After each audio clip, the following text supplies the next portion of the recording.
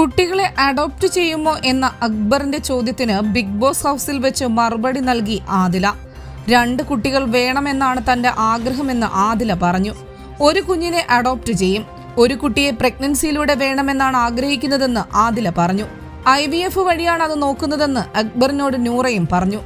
ഡോണറെ നോക്കുന്നുണ്ട്. ഡെലിവറി തനിക്ക് പേടിയാണ്. സറോഗസി വഴിയും നോക്കുന്നുണ്ടെന്ന് ആദില പറയുന്നു. ഞങ്ങളിൽ ഒരാൾ ക്യാരിങ് ആവുമെന്ന് നൂറയും പ്രതികരിച്ചു.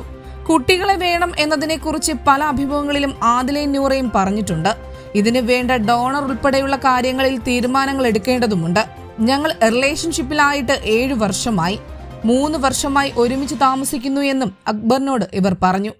നിങ്ങൾ വിവാഹിതരാണോ എന്ന അക്ബറിന്റെ ചോദ്യത്തിന് ലീഗലി അത് സാധിക്കില്ല എന്നാണ് ഇരുവരും മറുപടി കൊടുക്കുന്നത്.